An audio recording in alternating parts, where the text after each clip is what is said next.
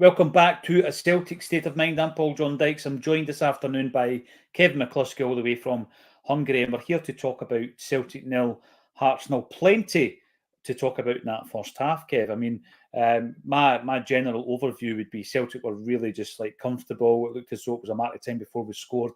Hearts get a penalty given by the ref, changed by VAR, and it seemed to breathe a bit of life into Hearts, and they started creating some chances. Loads of talking points, missed chances, posts being hit by Engels being hit by Penrice, chances off the line. Let's try and strip this away. What's your overall view here? Because I just think if Celtic can regain our composure, which I think they will at half-time, just get back into that game plan, because it was a matter of time before we scored the opening goal here. I just taking the words out of my mouth of what I was going to say for that. It's a matter of time, in my opinion. I think you and I were really confident before the game that it would be another kind of high-scoring win for us. We should go out and we both went for 4-0. So the confidence was there from us. I think it was there from the players as well. You could see that the first 25 minutes or so, we're dominating the game. We're keeping the ball. We're creating half chances. Kyogo should have scored. Engels hits the post. We're getting close. And against a side, Hearts that they've just parked the bus. The formation today seems to be 5-3-1-1 or 5-5-0 at times. It's a case of everyone behind the ball, which is something that we should be used to from years of having that. And I think we've coped with it pretty well. There's been a lot of good play from us, a lot of intricate passing around the box. Maybe the final ball's just not been there. But we've dominated the game. We don't have the goal, which obviously gives you that wee bit of doubt creeps into the mind. But overall, I'm actually fairly satisfied with how we've played. And I think if and when we can get the opening goal, it becomes a more straightforward match for us.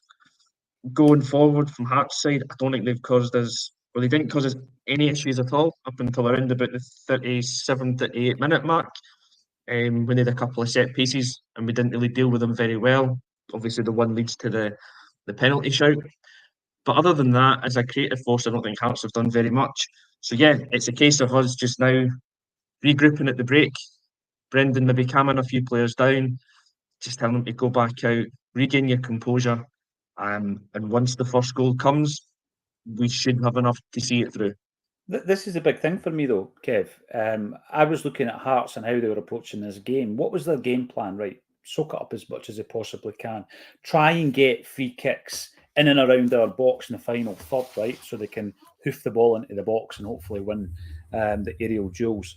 Try and win corner kicks and try and win throw-ins. Every by kick that Craig Gordon's had, he's played it so deep into the Celtic half that he's kind of hoping there's going to be an aerial duel, Hearts will win a throw-in, and then they take a throw-in that's almost like a corner. That's it. That's all they've got. Simple as that for me. I mean, this is the same Hearts side. I was hearing the great Scottish media saying that Shankland was the best striker in Scottish football last season. He's better than Kyogo. I was hearing all this. The guy's a cart horse, right? That's why he's at Hearts. Simple as that, right? And I'm watching that game in the first half there, thinking to myself, it's just a matter of time. And then the decision, I'm sorry, right, but I'm going to criticise the referee here. I thought it was a horrendous decision to give the penalty in the first place. How many times, you just need to go back to the Hearts game at Tynecastle when Iwata was penalised for the handball. You go back a couple of seasons, Bernabe penalised for the handball against Dundee United, remember? And it's a similar situation. Did the referees just not understand the rule? Because you're still seeing horrendous decisions. And, I see them against us, obviously. I don't focus in on where it's happening elsewhere, Kevin. But I thought it was a really poor decision. Well done. VAR overturned it, and rightly so. Yeah, and that's what it's there for. So you'll give VAR all the credit in the world for that, because it's been used for the right purpose and it's got the correct outcome in the end. But you're watching that in real time, and the game goes on for another few seconds afterwards. And when the ref points to the spot and you see him going there, and the commentators have said, "Oh, he's pointing to the spot. There's a penalty." We're thinking, what for? There's not an infringement anywhere. Yeah, the ball hits Scales' arm, but he is touched tight to Shankland. Common sense says he cannot move his arm out of the way for that. It's just never a penalty. You know, when no. you're talking about natural And you body do, position, yeah, Liam Scales is already in flight.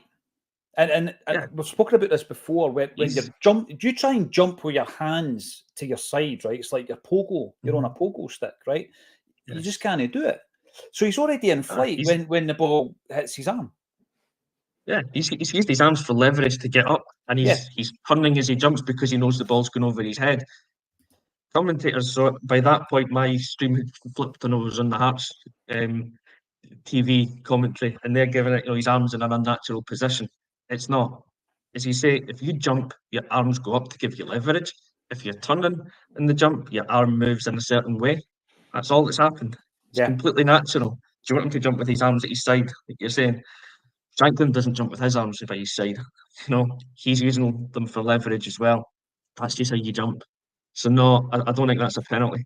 And I would say it if it was the other way around. If it happens up at in the Hearts penalty area, I'd say it's not a penalty for us. It's just clearly not. I'm sure it does happen around the grounds at other games, but yeah, we'll focus on it here because it's such a big one. If there's no VAR intervention, it's a penalty and Hearts potentially score. They're 1-0 up in a game that they've done nothing in, yep. where they've shown no real attacking intent. They've not come to win the game, but yeah, they could have a 1 goal lead, which would be unjust. The big thing for me is the dynamic of the game. You know, Kev, it was like Completely changes. it completely changes the dynamic of the game. It gives an injection of energy into the team who gets the decision, and they shouldn't have got it. And then it puts Celtic on the back foot. I actually think the fact that they won the penalty initially did give them a bit of a jag in the arm, Hearts, and that's what I'm talking about. You know, I don't see it as a weathering of the storm. I think we just need to regain our composure. Remember what our game plan is and stick to that, because if we do that within the first 10 minutes of the second half, we'll get that goal because it is coming. I mean, there's been some really good chances. All the talk before the game was around Engels. He was involved in some of the big talking points in the first half. The first one I want to talk about before I get to his chance and his overall performance was the tackle from Penrice. Now, this is a guy, Penrice, who for me makes a much worse tackle before Kuhn gets booked and he doesn't get a booking. And then this is a consistency we're talking about, right? I'm not sitting here, it's no sour grapes here, and I'm focusing on the refereeing constantly, Kev, because it's not an each, and I still think Celtic will win the game. And I think we were comfortable for the best part of that first half. But again, where's the consistency? Penrice's challenge in relation to Kuhn's bookable challenge is no worse, right? But he gets away with that. And that means that he thinks that, all right, I've got another one in my locker before I get booked here. And the way he goes through Engels for me, I felt was dangerous. And if you rewind probably 30 seconds before the throw-in, there's a bit of needle between Engels and Penrice. You can see it, and Engels just basically shrugs him off. He's a big unit, and he shrugs him off. Penrice then goes back in for seconds, and he takes him out. And I honestly, I'm looking at that, and I wish Sean was able to join us. Sean might join us for the full time, because I like to throw the refereeing decisions over to Sean, because he's a ref, he's an Yeah, amateur referee. For me though, I thought he was lucky to get away with a booking. yeah, I'm going to agree with that 100%. We will talk about Engels and the positive side about him, I'm sure, later on, because I think he had a really good first half. I've been really impressed by him.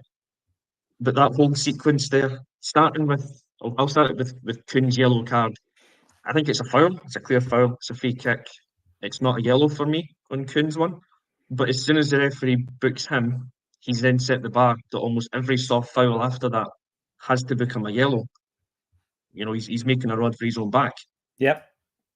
Penrice's challenge on Engels is multiple times worse than Kuhn's for the yellow card.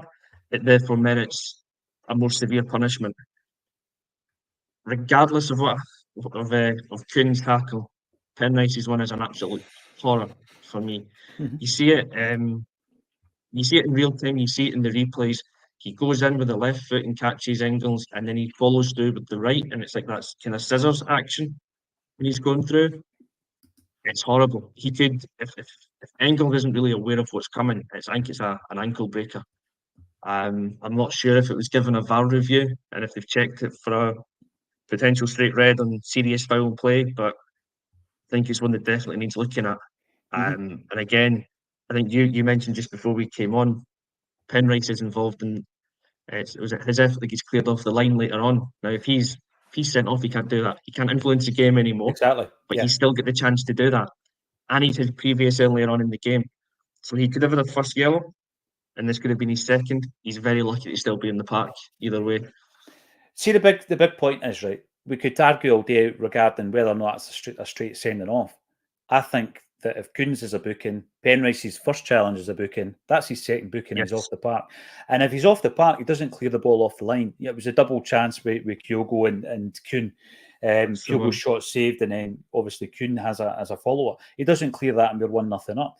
And this is the thing: it's all about dynamics, isn't it? With decisions like this, Kevin, right? So yeah, you're down to 10, and we know that sometimes a team playing with 10 can defend and do well, and they're hard to play against, etc. But I'm disappointed with quite a bit of the decision making in the first half from the officials. I thought it was a weak performance, but thankfully, when you look at the VAR decision, it was the correct decision. And Johnny, I agree with you, Johnny. Last season, it would have been given as a penalty. So if there's Yeah. been any kind of change in the process with Willie Collum, and by the way, we spoke about the weekly show they're doing on YouTube. Some that I thought was good, some that I thought was really, really poor. What he spoke about, but check that out because it was spoken about last week. I don't want to labour on it, but yeah, it would have been given as a penalty. Thank God it wasn't today because it wasn't a penalty. And I think that this natural body position thing, people need to realise. Tony Ralston's one of the guys that when he's running in the box, he puts his hand behind his back just in case, right? But you can't do that if you're trying to challenge for a ball. If you're going for a slide tackle and your hands are down, obviously to stop your fall, and the ball hits your hand's in a natural position. If you're going in for a slide tackle, if you jump up, your hands are out like that, it's because of the flight. So the natural position depends on what you're doing. Exactly. And what's natural for you might not be natural for me because we've got different body compositions. You're a few inches taller than me, so you might not need to use your arms and to get you the same leverage as I do. You've got to take all that into consideration. I think it's a strange one that people still go on about that kind of natural body position. If you're making an effort to stop the ball with your hands, that's a foul. If you're not making the effort, chances are it's not a foul. Yeah, no, you're right. And by the way, there's some good chances that we've had. I think there was a moment when Maida went through on Craig Gordon, dinked it, just didn't have enough on it. That was a decent enough challenge. You had got Engels hitting the post, which I thought was the chance of the game. Coons had a good chance near the end of the first half and he's blazed it over. But I want to talk about Kuhn because I think he's had a very good first half. The only part of that first half that was disappointing was the booking, which I thought was a nothing challenge anyway. But in terms of someone who's going to make it happen today, he looks the most likely for me, Kev. Yeah, he does. My first three notes of the game are all about him. It's him getting the ball, driving forward, committing defenders, and looking to play the through passes. In that first 15, 20-minute spell, I thought he was the one that was going to make it happen. He's going to create that opening goal. I was hoping, obviously, for Engels because that's what I'd said in the pre-match, and he nearly got one. Yeah, Kuhn's been good, and he's carrying on from his form before the winter, not the winter break, the international break. So he looks like he's going to make something happen. And yeah, Engels, just because I want to talk about him, I think he's been really good in that first half. He doesn't look like a new player that's come in that's finding his way. He looks like he belongs in that team. He's got this ability, even though Hearts are trying to keep things quite tight. He's always been finding space. He's dropping deep to do it. He's linking play. He looks a really strong physical player. Like you noticed that before. And he's a threat going forward. He's nearly scored. He's hit the post and he showed really good awareness to get in to take that shot and take it on early with the left foot. So I've been really impressed by him. And that kind of sums up the whole team. We've been impressive to a point. We just need to get the goal. And as soon as that comes, I think we become a really strong and dangerous side in this game. Yeah, the penalty almost stopped their flow. I think the momentum was affected at that point, Kev. So we'll get back into that in the second half. And I think we'll go at it, hell for leather, first 10 minutes. Good points about Engels. What I noticed about him was he's demanding the ball. He's a brand new player. Yes. He's just turned 21 and he's demanding the ball every single time. he's not always getting it. And this is another thing. There's a few comments in the comment section about Kyogo being off it today. I think Kyogo's still making good runs. We've just not found them yet. Mhm. There was a couple with Hatate where he's played the ball far too far in front of him. You know, the risky pass, the through ball. We've tried that a few times, and Kyogo's not got the end of it. So one of them will come off, Kev. Alistair Johnston's overlapping Kuhn on the right. Greg Taylor's overlapping Maida on the left. We're going to get in behind the defence and we're going to break the deadlock. That's the feeling I get. And if we don't, remember, we've got that strong bench we spoke about at the beginning of the game. We can make the change. You can bring on Forrest. You can bring on Bernardo, Ida, guys who can, you know, change the whole dynamic of the game in the second half. So let's go and get the action. Thanks, everybody, for getting involved. Let's go and get the win, and we'll see it full time. All that's left for me to say thank you once again, Kevin McCluskey, for joining me on A Celtic State of Mind.